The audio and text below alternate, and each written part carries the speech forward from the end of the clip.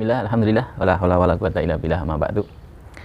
Ya, bersyukur kita kepada Allah dengan ucapan alhamdulillah dan bersolawat kita atas Nabi Muhammad. Allahumma shalli ala sayyidina Muhammad. Semoga kita senantiasa mendapatkan rahmat dari Allah dan syafaat dari Nabi kita Muhammad sallallahu alaihi wasallam. Baik, bertemu lagi dengan saya Warso Arif Channel, YouTuber Katro yang nggak tahu malu. Pada pagi hari ini suasana sangat cerah, secerah hatiku. Mudah-mudahan hati-hati panjenengan semua juga dalam keadaan cerah, walaupun kondisi negara kita saat ini masih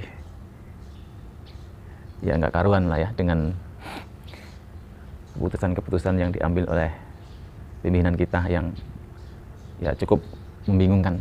Tapi semoga hati kita tidak bingung karena kita punya Allah Subhanahu wa Ta'ala. Baik teman-teman sekalian, pagi hari ini saya ngevlog di sebuah tempat ya, yang mirip-mirip seperti taman, ya memang taman ini. Ya, semoga ini bisa memberikan sedikit penyegaran ya pada kita. Ya. Karena memang suasana yang cerah dan matahari cukup bersinar terang ini. Suasana agak begitu panas, tapi hati kita mudah-mudahan tidak panas. Ya. Ya. Ketika merasakan sengatan matahari ya, yang begitu panas, ya, kadang saya ya sedikit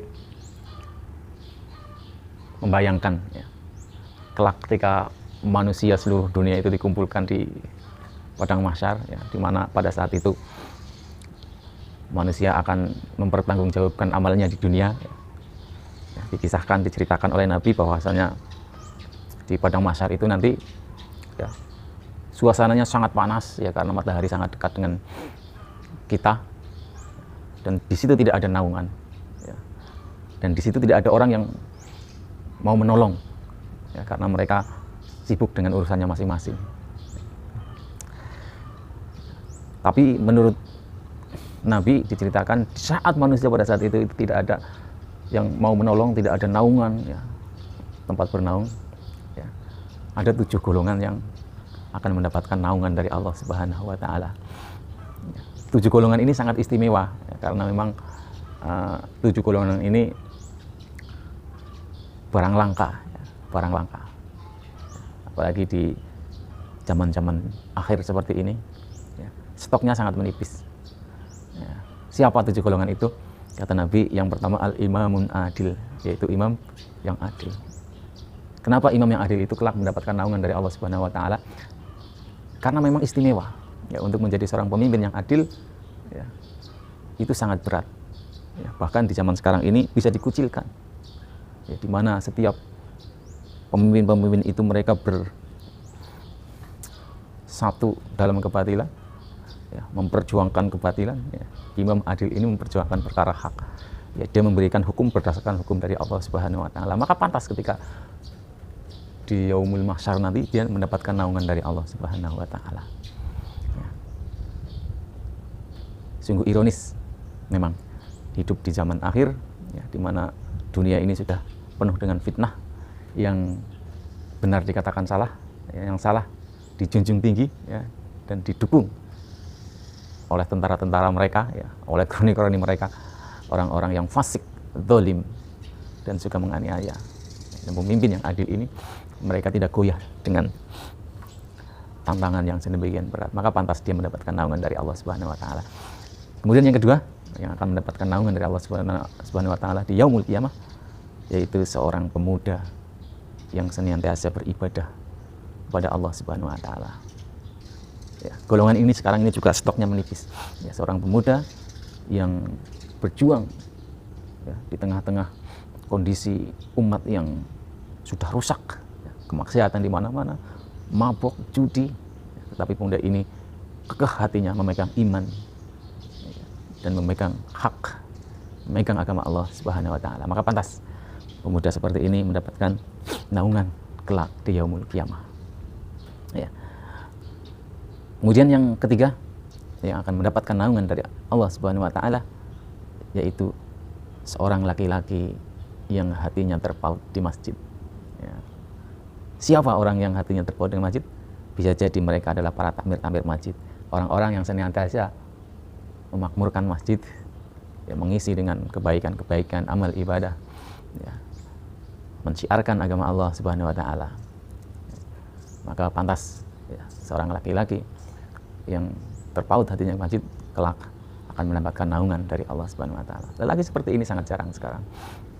Ya, ada tapi stoknya selalu menipis karena kebatilan, ya, fitnah luar biasa digemborkan oleh orang-orang fasik dan orang-orang kafir.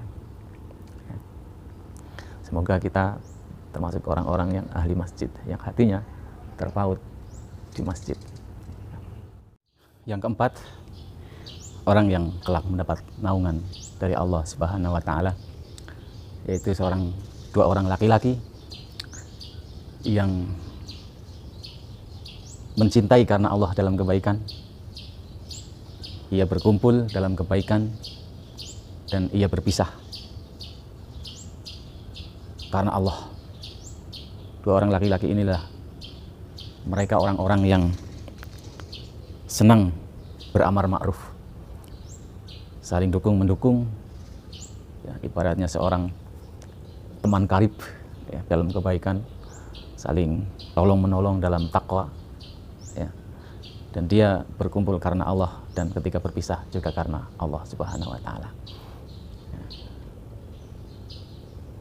Nah, makanya Allah Subhanahu wa taala berfirman, tolong-menolong kamu dalam kebaikan, ya. Dan janganlah kamu tolong-menolong dalam berbuat dosa. Kita dalam pergaulan sering terjerumus, ya, dalam kesesatan. Karena apa? Karena adanya toleransi, ya. Apalagi seorang pemuda, ya, seorang laki-laki, ya, punya teman dan sebagainya, ya, kebetulan temannya, ya, suka maksiat, suka mabok, ya. Ya, sehingga banyak yang sering terjerumus karena pertemanan, ya. Akan tetapi dua orang laki-laki ini yang berteman karena Allah dan berpisah karena Allah, ya, selalu mendapatkan ridha Allah Subhanahu wa taala. Maka, ya, dua orang yang seperti ini, ya, pantas mendapatkan naungan dari Allah Subhanahu wa taala. Kemudian yang kelima, yaitu seorang laki-laki, ya, yang ketika akan diajak untuk berbuat senonoh oleh seorang perempuan yang cantik, kaya, terkenal, ya, tetapi dia mengatakan saya takut kepada Allah, ya, maka laki-laki seperti inilah yang akan mendapat naungan dari Allah Subhanahu wa taala. Ya. Kemudian yang ke-6, orang yang akan mendapatkan naungan ketika tidak ada naungan, ya, dari Allah Subhanahu wa taala adalah orang yang bersedekah tetapi ia merahasiakan sedekahnya, ya. Tangan kanannya memberi, tangan kirinya tidak tahu. Artinya apa? Orang yang bersedekah demikian adalah orang yang hatinya ikhlas karena Allah Subhanahu wa taala. Dia tidak mengharapkan pujian, dan dia juga tidak peduli dengan cacian.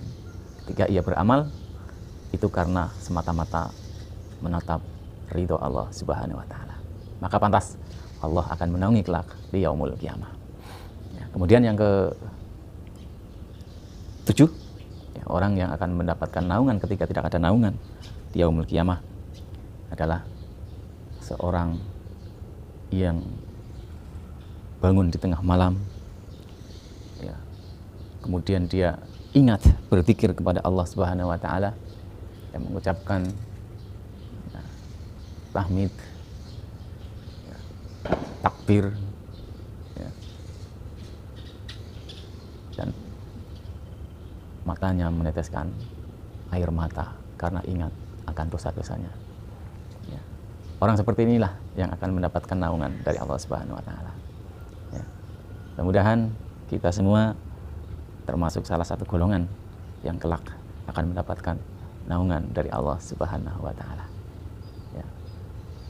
Bisa jadi, ya, kita menjadi orang yang adil, atau yang kedua, ya, menjadi orang yang hatinya senantiasa beribadah kepada Allah Subhanahu wa taala.